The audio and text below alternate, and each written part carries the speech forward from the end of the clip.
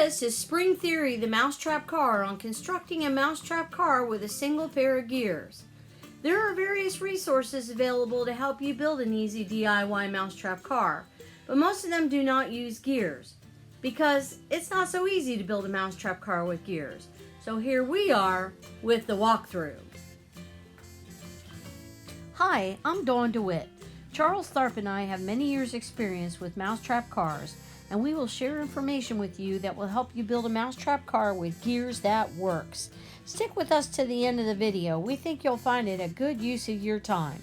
We hope you'll like the video, share with your friends, and subscribe to our channel so that you will be notified as new material becomes available, because mousetrap cars do not grow on trees. In part 1, I'll prepare the gearbox. I'll cut the axles and glue the gears onto the axles. In part 2, we'll construct the gearbox and assemble components to complete this mousetrap car.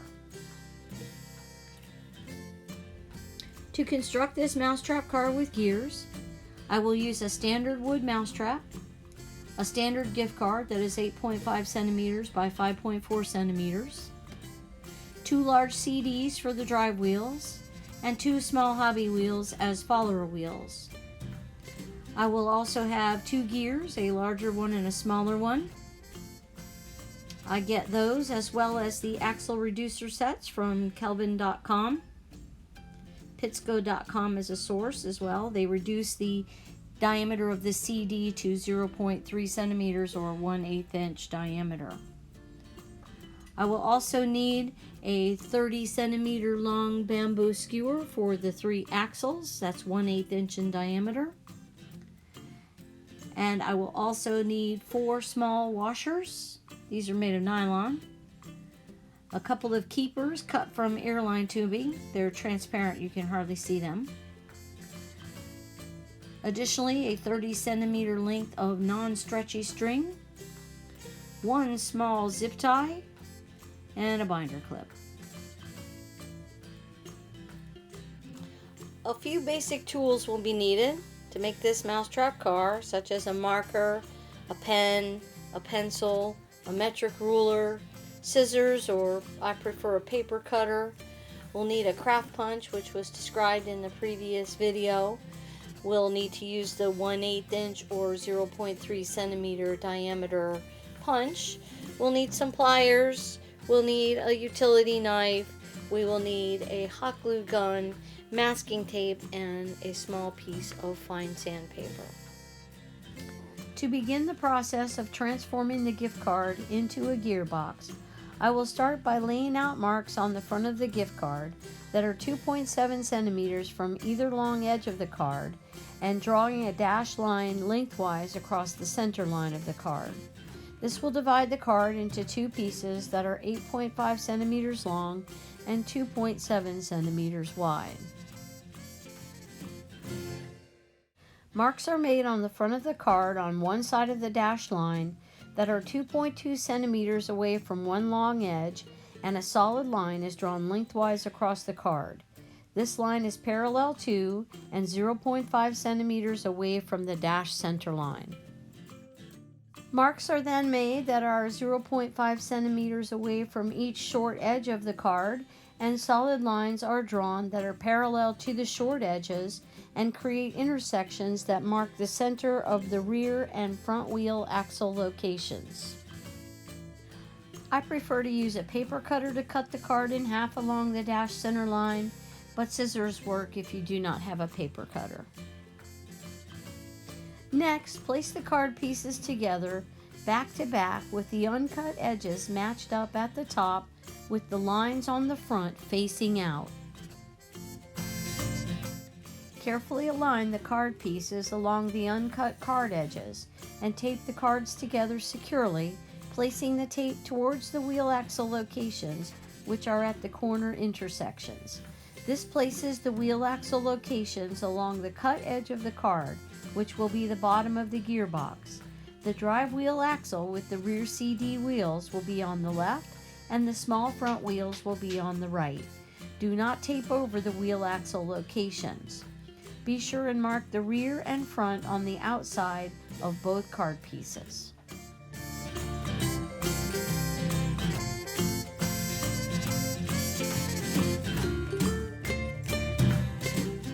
Using the craft punch, I will punch the rear and front axle holes at the intersections. I'll make sure the punch is lined up on the center of the intersecting lines.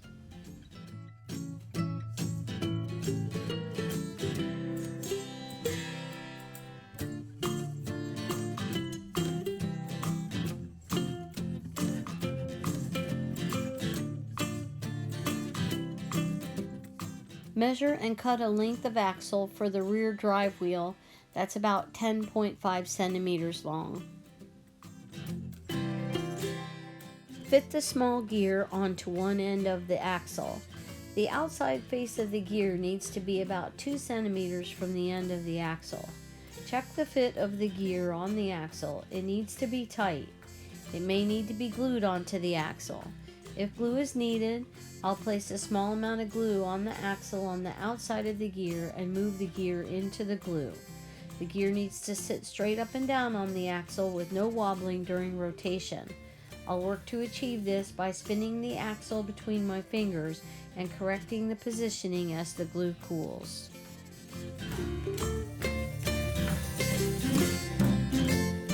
Check the fit of the axle in the axle hole. The axle hole will need to be sanded to make it smooth, but will likely require more sanding to allow the axle to spin freely. To do this, roll a small piece of sandpaper into a tube that will fit into the axle hole. Sand a little and check the fit. Keep checking the fit. Do not over sand.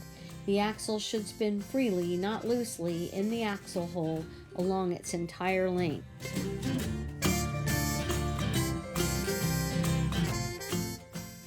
Cut the large drive gear axle to a length of 7 centimeters.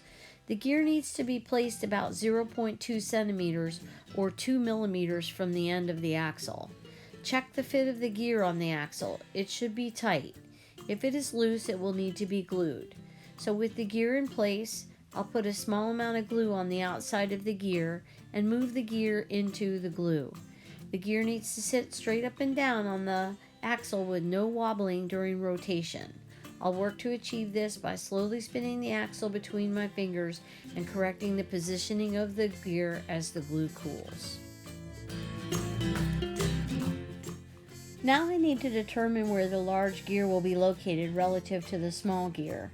I have previously created a template for this pair of gears, and I know the optimum distance from gear center to gear center for this gear pair is 3.05 centimeters. You should watch the Spring Theory the Mousetrap car video on creating a template for gear placement for more information. On the top card piece, I will draw a few reference marks that are 1.7 centimeters from the uncut edge of the card, and I'll use those to draw a thin line that's parallel to the other line on the card edges. This will help me for placement of the large drive gear. Using a metric ruler, I will measure from the rear wheel axle center to make a mark for a crosshairs on this new line that is 3.05 centimeters away. Another way to check the precision is with the small gear on its axle in the rear axle hole. I can place the large gear next to it and look for the crosshairs that I've drawn through the center of the large gear. This needs to be done before the gear is glued onto the axle, of course. Then I will double check using the enforcer, the previously created template, to make sure the mark and measurement is accurate. This determines the exact placement of the large driver gear. Too close and too far are no good here. This looks like a good mark. I'm going to go with that.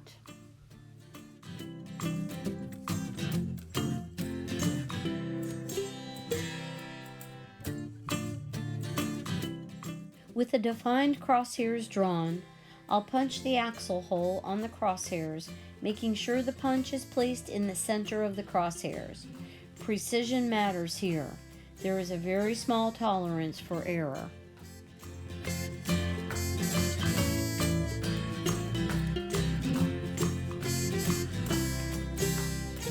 Use the sandpaper tube to sand the axle hole and check the fit of the drive gear axle in the new axle hole. Sand and check the fit. Do not over sand. The axle should spin freely, not loosely, freely. Check the fit of the gears with each other. The gears should fit together loosely. When the large gear turns, the small gear should turn smoothly in either direction. The axles should be parallel to each other. If there is a binding or the small gear does not turn when the big gear is turned, or if the axles are not parallel, then the gears are not properly spaced. If it does not work now, it will not work later.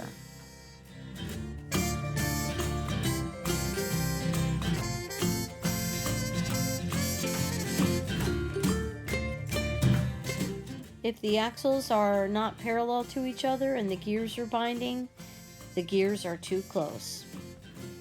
Cut the front follower wheel axle to a length of about 6.5 centimeters. Check the fit of the axle in the axle hole.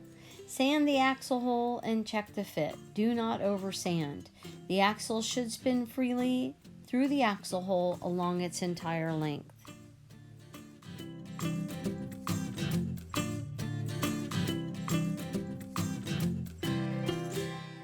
This has been Spring Theory, the Mousetrap car on constructing a mousetrap car with gears, part 1.